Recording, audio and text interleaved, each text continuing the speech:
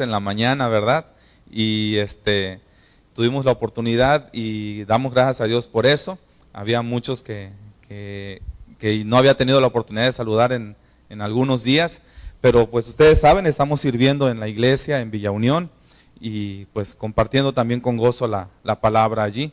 Y pues este mes iniciamos, tenemos la oportunidad de compartir por los domingos por la tarde, así que yo quiero animarles para que estén en la mañana, pero que también asistan en la tarde. Vamos a estar hablando acerca de vivir para triunfar. Y vamos a estar teniendo las enseñanzas basadas en la vida de este siervo de Dios que se llama Josué. Y vamos a tomar lecciones de vida para nosotros, principios que podamos aplicar en nuestra propia vida para poder ser un poco mejor, para mejorar esas áreas en las que muchas veces todavía necesitamos inyectarle mucha energía más en nuestra vida.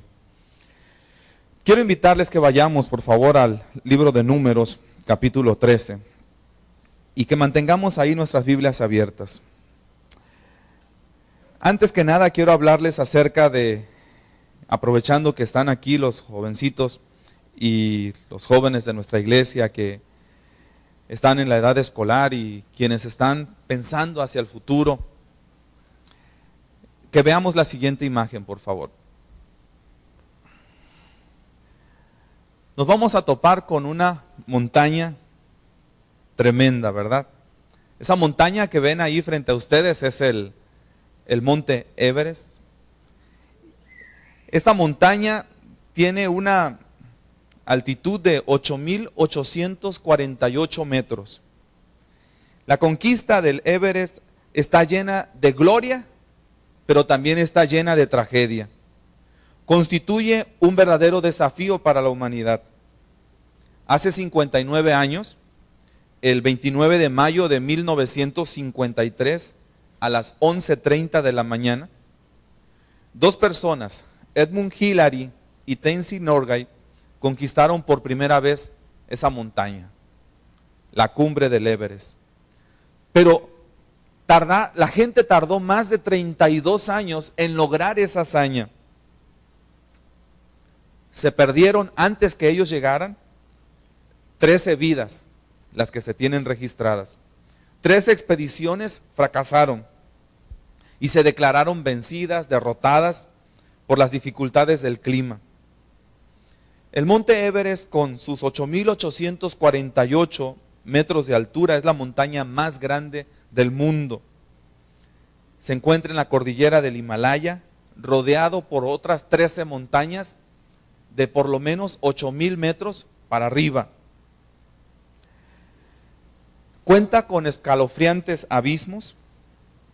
A uno de ellos le llaman el paredón de Cancún, que tiene una caída vertical de 3,000 metros, un frío cortante y cruel, vientos y tormentas impredecibles, abruptas paredes de rocas, gruesas capas de nieve en polvo y una altitud que los pulmones no pueden resistir, y todos los obstáculos que puedan derivarse que cierran el camino a esa montaña. Vivir para triunfar.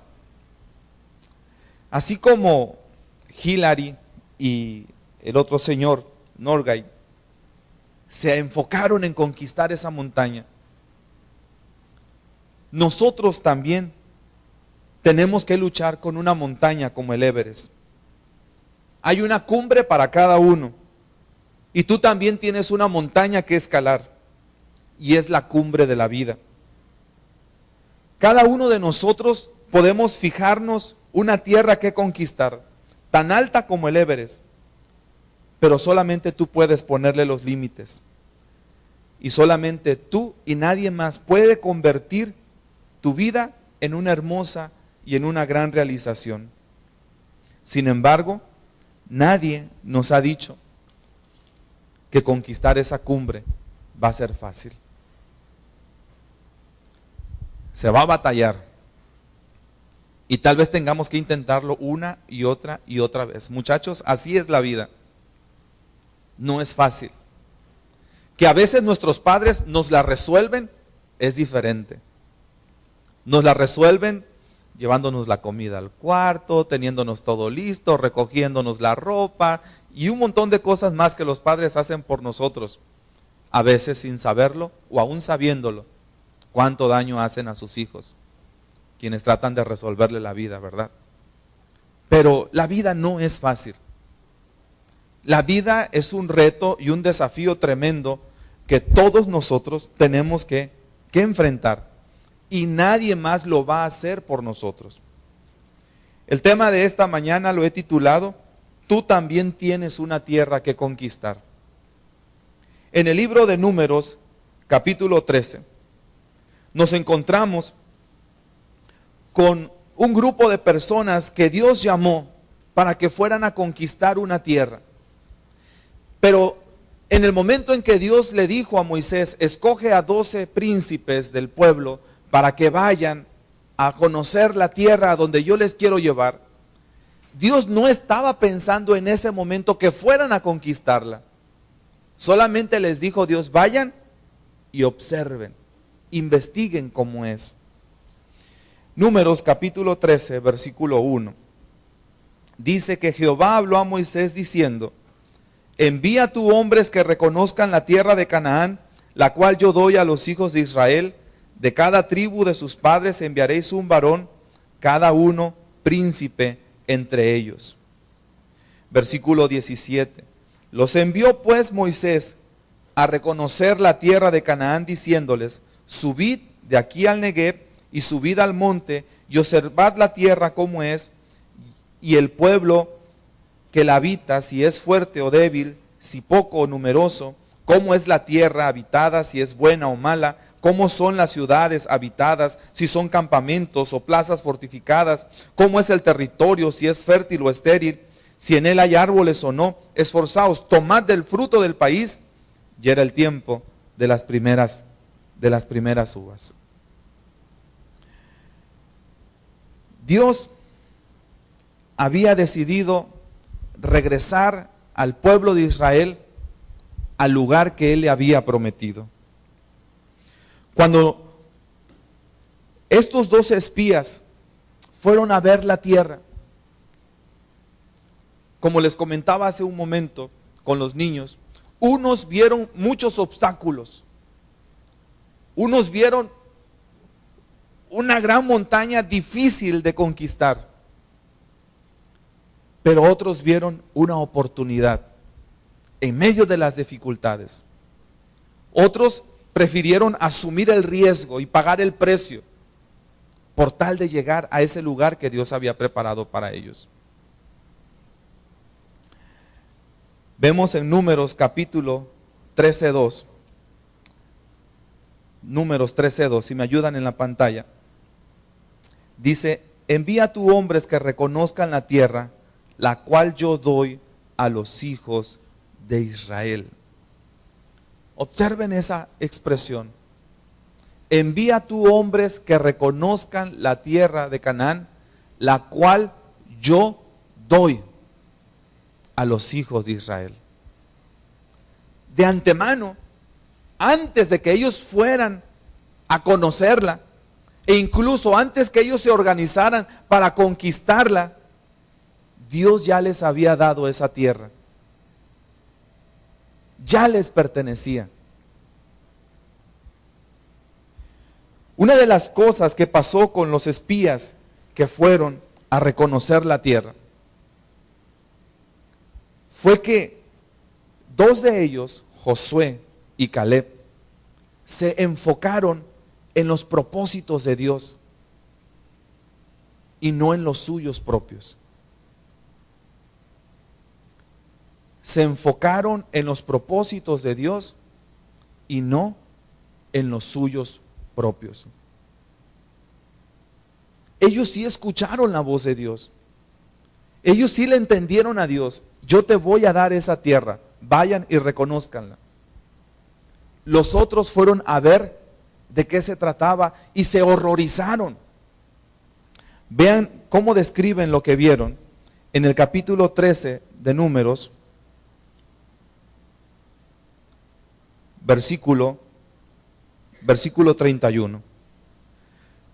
Mas los varones que subieron con él dijeron: no podremos subir contra aquel pueblo, porque es más fuerte que nosotros. Y hablaron mal entre los hijos de Israel de la tierra que habían reconocido, diciendo: la tierra por donde pasamos para reconocerla es tierra que traga a sus moradores, y todo el pueblo que vimos en medio de ella son hombres de grande estatura. También vimos allí gigantes, hijos de Anat, raza de los gigantes, y éramos nosotros, a nuestro parecer, como langostas, y así le parecíamos a ellos. Ellos estaban horrorizados. ¿Cómo se veían a sí mismos? Como langostas. ¿Qué concepto tenían de sí como pueblo? Tú ves una langosta, un grillo, y ¿cómo lo derribas? ¿Verdad? Con un pisotón. Ellos, ante ese desafío de ir y conquistar la tierra, se hicieron tan chiquitos como un bicho. Y así se sentían, tan apocados.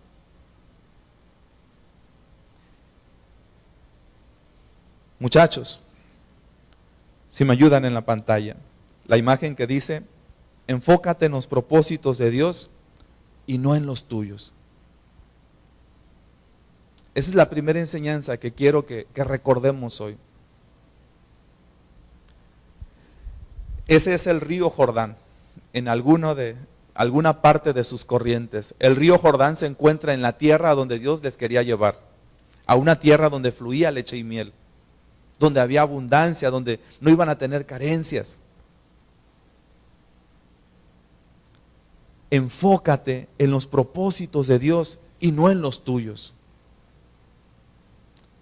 Los otros 10 príncipes estaban pensando en su comodidad, en lo que llamamos en su status quo, en ese estado cómodo. Aquí estoy bien, aquí estoy seguro, mejor no me arriesgo.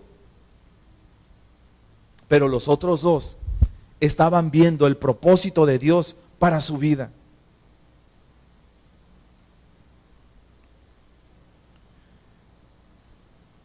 Números 14:8 dice que Josué tenía la confianza de que Dios iba a obrar a favor de ellos. Si Jehová se agradare de nosotros, Él nos llevará a esta tierra y nos la entregará, tierra que fluye leche y miel. Tanto Josué como Caleb estaban enfocados en los propósitos de Dios. Dios tiene algo mejor para nosotros. Pero los otros estaban enfocados en su comodidad.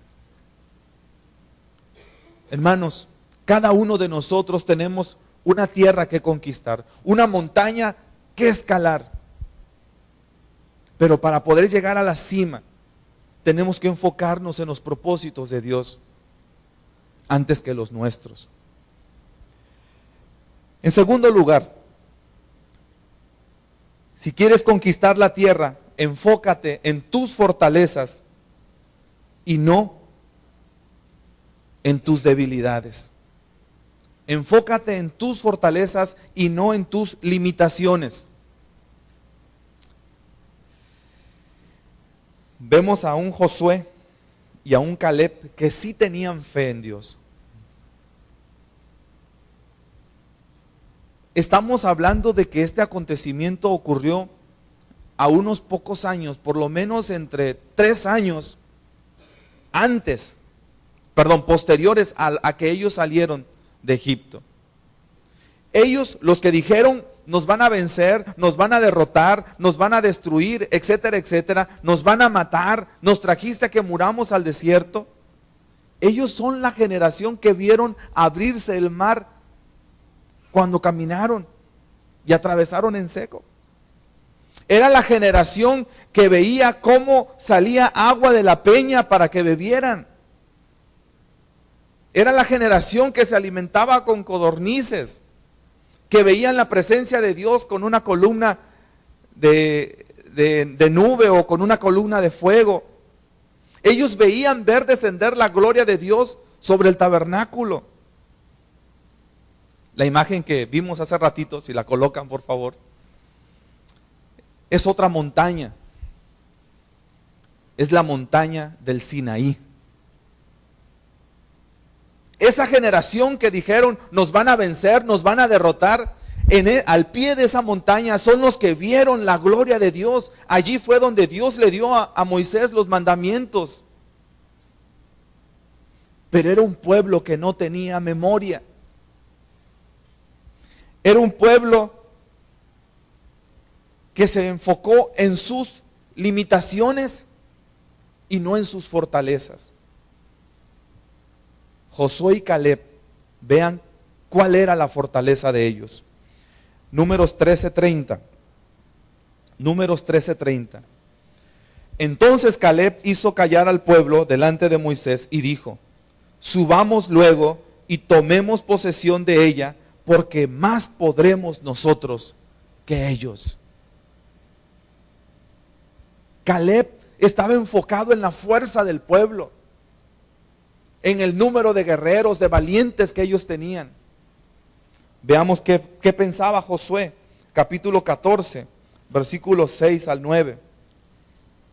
Ayúdenme para leerlo juntos. Dice: y Josué, hijo de Nun, y Caleb, hijo de Jefone, que eran de los que habían reconocido la tierra, rompieron sus vestidos y hablaron a toda la congregación de los hijos de Israel, diciendo: la tierra por donde pasamos para reconocerla es tierra en gran manera buena. Si Jehová se agradare de nosotros, Él nos llevará a esta tierra y nos la entregará, tierra que fluye leche y miel. Por tanto, no seáis rebeldes contra Jehová, ni temáis al pueblo de esta tierra, porque nosotros los comeremos como pan. Su amparo se ha apartado de ellos, y con nosotros está Jehová. No los temáis. ¿Dónde estaba la fortaleza de Josué? ¿Dónde estaba la fortaleza de Caleb? Ellos estaban confiados en que la presencia de Dios estaba en sus vidas. Si Dios va con nosotros, vamos a tomar esa tierra y la vamos a conquistar. Ellos tenían una conciencia de lo que Dios había hecho en el pasado y sabían lo que Dios podía hacer en el futuro por sus vidas, por sus familias.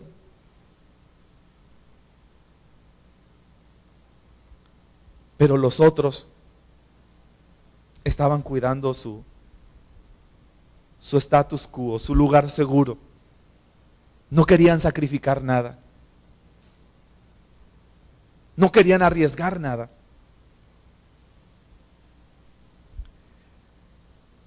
La vida no es fácil, muchachos. Todos tenemos una tierra que conquistar. Seguramente la mayoría querrá formar una familia, tener una bonita esposa, unos bonitos hijos, tener una casa amplia, tener tal vez un vehículo, un buen trabajo, culminar alguna carrera, tal vez seguirnos preparando con una maestría, algún doctorado. Todos tenemos sueños en la vida. Pero si tú quieres alcanzar esos sueños confiando en tus propias fuerzas, tal vez llegues. Tal vez algunos los alcancen. Pero cuando tú depositas toda tu confianza en Dios y sabes que Dios va a tu lado y sabes que Dios te va a dar la victoria, que Dios te va a respaldar, que Dios va a bendecirte como un buen médico, que Dios va a bendecirte como un buen abogado, que Dios va a bendecirte como un buen maestro, las cosas son diferentes. Los otros 10, la mayoría, echó fuera del proyecto a Dios. Pero estos dos, Josué y Caleb, Dios era parte, era la base, era el sustento de su vida. Dios es esa fortaleza que nos ayuda a vencer nuestras limitaciones. Tenemos una tierra que conquistar. ¿Recordamos? para poder hacerlo, ¿qué debemos hacer en primer lugar? Enfócate en los propósitos de Dios y no en los tuyos. Segundo lugar, enfócate en tus fortalezas y no en tus limitaciones. Tercero, enfócate en la meta y no en los obstáculos. Enfócate en la meta y no en los obstáculos. En el atletismo hay unas carreras que se ponen esas vallas, ¿verdad? Y son las carreras de 100 metros, de 200, de 500, los que quieran, ¿verdad? Y el reto es llegar a la meta sin derribar uno de esos obstáculos, lo más limpio posible. Cuando esos competidores van a correr, no se ponen a contar, 14, 24, no hombre, nos pusieron 36 obstáculos a vencer. Ellos no están pensando en eso. Ellos están pensando en vencer esos obstáculos para llegar a la meta. Y fue lo que Josué y Caleb hicieron. Ellos pusieron su mirada en la tierra prometida. Ellos se veían allí con su casita, fincando en un ranchito, fincando una casita y tal vez abriendo un pozo con sus animales, con su ganado por este lado. Y ellos estaban viéndose en el futuro.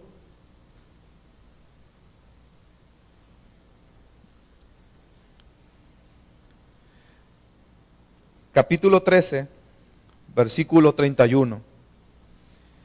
¿Cuáles son los obstáculos que vieron los otros 10?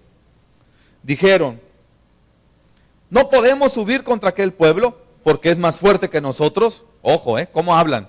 Porque es más fuerte que nosotros. Empezaron a hablar mal de todo lo que habían visto. 2, la tierra por donde pasamos es tierra que traga a sus moradores. Son hombres de gran estatura. Somos como langostas delante de ellos.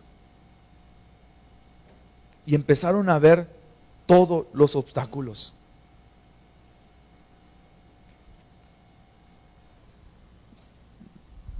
Si pensamos que no los va a ver, pues siento mucho desilusionarles, porque sí va a haber muchos obstáculos en la vida. Muchos. Y a veces muchos nos van a tomar por sorpresa. Pero no te enfoques en ellos. Enfócate en la meta. 14:10. ¿Lo leemos juntos? Entonces toda la multitud habló de apedrearlos. Hasta allí. ¿Otra vez? Entonces toda la multitud habló de apedrearlos. ¡Ey! Ellos nomás estaban animándolos para que le echaran ganas. ¿Y cómo reaccionaron? Pero no era que iban a tomar una piedra y le iban a dar donde cayera y ahí se acabó el asunto. Apedrearlos significaba tomar rocas, piedras y matarlos. Vaya que enfrentaron obstáculos. Y a veces así van a ser los obstáculos que vamos a enfrentar en la vida, muchachos. A veces vamos a ver los retos y los desafíos como grandes gigantes. A veces nos vamos a sentir como langostas. Y a veces los mismos que están cerca de nosotros se van a encargar de sepultarnos con piedras. Y van a querer hacernos callar, hacernos desistir.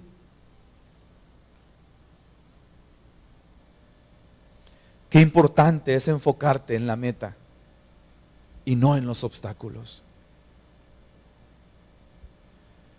Finalmente, enfócate en Dios y no dejes que el miedo te paralice.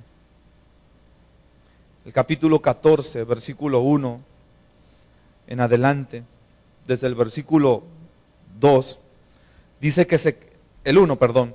Toda la congregación gritó y dio voces, y el pueblo lloró aquella noche. Se quejaron contra Moisés, contra Aarón. Todos los hijos de Israel, les dijo toda la multitud, ojalá muriéramos en la tierra de Egipto, o en este desierto, ojalá muriéramos. ¿Y por qué nos trae Jehová a esta tierra para caer espada y que nuestras mujeres y nuestros niños sean por presa? ¿No sería mejor que volvamos a Egipto? Fraguaron un plan. Decían el uno al otro, designemos un capitán y volvamos a Egipto. Tuvieron miedo.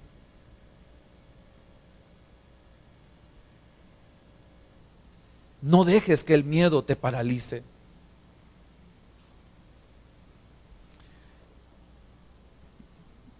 En el pasado, Mazatlán enfrentó momentos muy tristes, muy dolorosos y había una especie de miedo colectivo.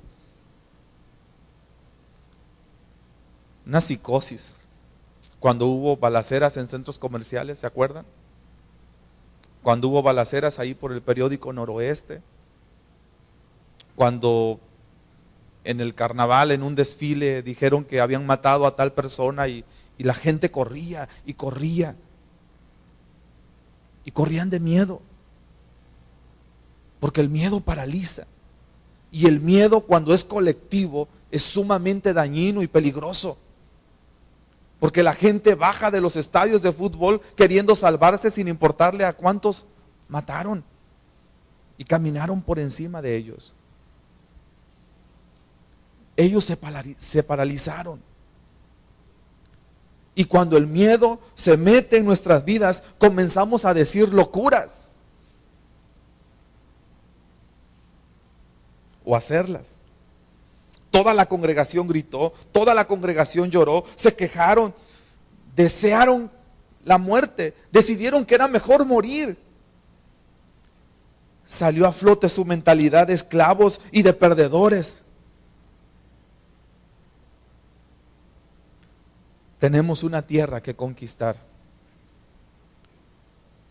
Pero si dejamos que el miedo nos paralice, no vamos a llegar muy lejos. En lugar de ello, enfócate en la persona de Dios. ¿Recordamos los 4 puntos? ¿Me ayudan? Tenemos una tierra que conquistar. El primero, enfócate, leemos juntos, enfócate en los propósitos de Dios y no en los tuyos. Segundo, enfócate en tus fortalezas y no en tus limitaciones. Tercero, enfócate en la meta y no en los obstáculos. Y cuarto, enfócate en Dios y no dejes que el miedo te paralice. Inténtenlo, muchachos. Inténtenlo una vez más, papás. Y esforcémonos, porque la tierra ahí está. Se necesitan jóvenes y señoritas valientes con ganas de vivir. Se necesitan hombres y mujeres con actitud de conquista y no de derrota ni frustración. Se necesitan personas que asciendan a la cumbre de la vida y muestren con su ejemplo el camino a los demás. Se necesitan jóvenes que con sus vidas iluminen nuestra existencia en este México que tanto lo necesita, que vive lleno de temores, de incertidumbres. Se necesitan jóvenes intrépidos, decididos a salir adelante, a hacer algo por nuestro país. Jóvenes que le digan sí a Dios, que se enfoquen en los propósitos de Dios y no en los suyos, en sus fortalezas y no en sus debilidades, en la meta y no en los obstáculos, que se enfoquen en Dios y no en sus miedos. Amén. Puestos de pie, vamos a entonar juntos el canto de preparación para participar de la mesa del Señor.